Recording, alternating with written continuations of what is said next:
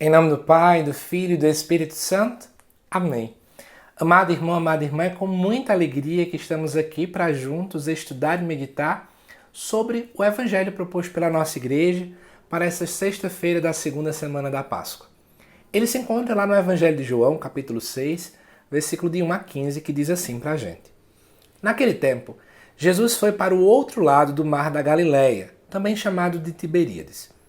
Uma grande multidão o seguia porque via os sinais que ele operava a favor dos doentes.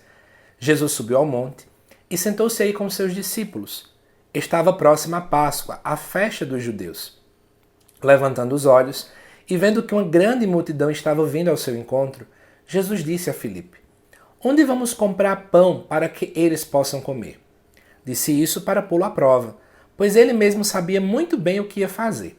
Filipe respondeu: Nem 200 moedas de prata bastariam para dar um pedaço de pão a cada um. Um dos discípulos, André, o irmão de Simão Pedro, disse: Está aqui um menino com 5 pães de cevada e 2 peixes. Mas o que é isto para tanta gente? Jesus disse: Fazei sentar as pessoas. Havia muita relva naquele lugar e lá se sentaram aproximadamente 5.000 homens.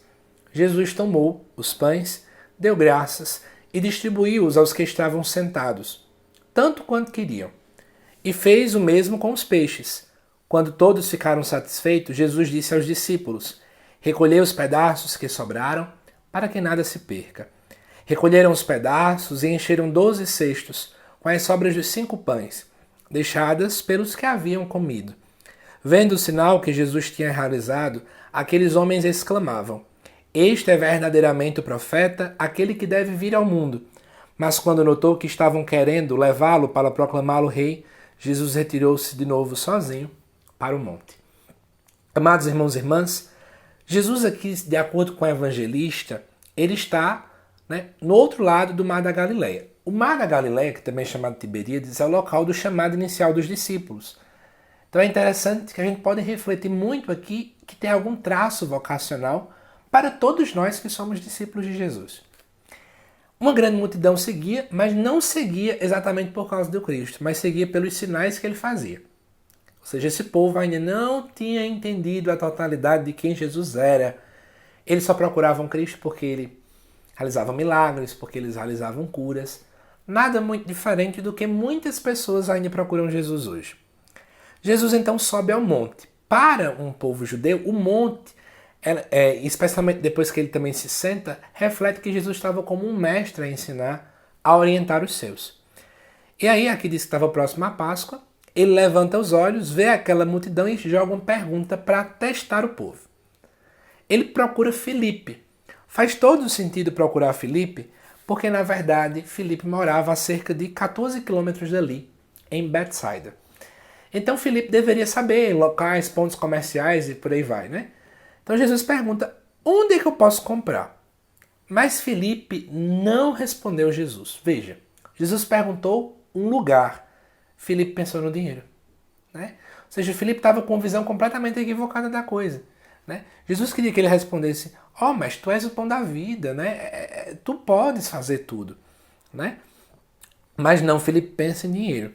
Então, algum dos outros discípulos que estavam ouvindo olha o que o povo já tem e vê uma criança com pães de cevada e peixes, que era o tipo de comida, né, que os pobres daquele tempo buscavam se alimentar.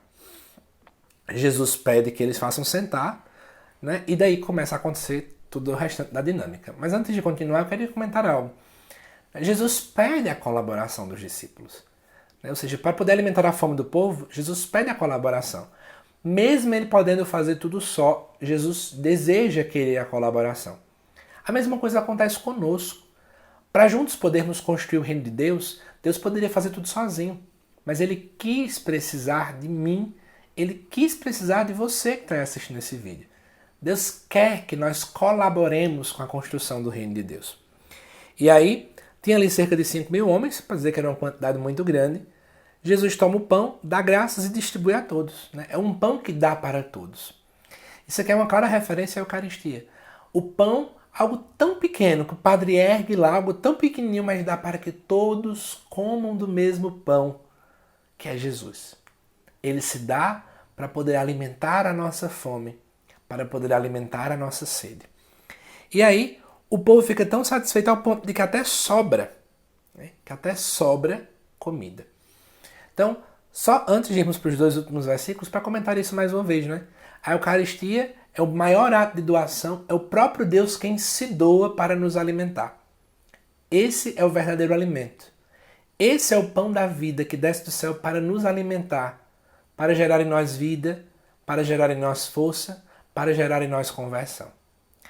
Os 2 últimos versículos dizem assim: vendo o sinal que Jesus tinha realizado, o povo começa a exclamar que ele é verdadeiramente o profeta, aquele que deve vir ao mundo. Deixa eu tentar te ajudar para você entender o problema. O povo esperava um Messias, porque algumas profecias do Antigo Testamento davam essa margem. Então existia um movimento chamado movimento messiânico, que achava que sim, viria um Messias para poder alimentar a fome do povo, que ia libertar o povo de sofrimento, etc, etc, etc. Só que essa visão era uma visão extremamente triunfalista, porque se pensava que esse Messias viria guerrear com aqueles que estavam dominando o império, que eram donos do império, que dominavam os judeus, e que ele viria praticamente para fazer uma guerra, e etc, etc, etc. Esse Messias não vinha com uma visão tão grande do servo sofredor lá de Isaías, mas sempre eles trabalhavam essa visão, né? Aqueles que estavam sendo oprimidos pensavam que viria um Messias que viria oprimir os outros. Né? Aquela história. Fazem comigo, eu vou lá e quero que faça a mesma coisa com os outros. Só que Jesus não é dessa forma. Jesus se doa. Jesus reparte. Jesus partilha e por aí vai. Por esse motivo, quando Jesus começa a ver que o povo começa então a proclamá-lo como rei, Jesus foge. Muitas pessoas não entendem por que Jesus se esconde nessa hora. Não é, amado irmão, que Jesus não concorde que nós o chamemos de Cristo Rei, por exemplo, como na liturgia nós aclamamos. Não. Jesus sabe que ele é rei, né? Mas não é nessa modalidade de reinado. Né? O reinado de Jesus é o reinado do serviço. É o reinado de doação. O verdadeiro trono de Jesus é a cruz. Né? A verdadeira coroa foi a coroa de espinhos. Né? E a grande moral do reino de Deus é amar ao outro. Essa é a máxima do reino de Deus. Amar ao outro, amar a Deus e amar ao próximo como a mim mesmo. Essa é a grande máxima. Por isso que Jesus se isola. E aí, por fim, essa é a grande reflexão. Como é que nós temos Jesus na nossa vida? É um Jesus triunfalista? Um Jesus que parece que é rancoroso com aquele outro? Ou é um Jesus que, como muito bem mostrou aqui, que mata a fome do povo? Que quer precisar de nós para podermos assim construir o reino dele? Que possamos trazer isso na nossa mente como reflexão. E é isso. Espero que você tenha gostado desse estudo desta sexta-feira. Que Deus te abençoe e até mais.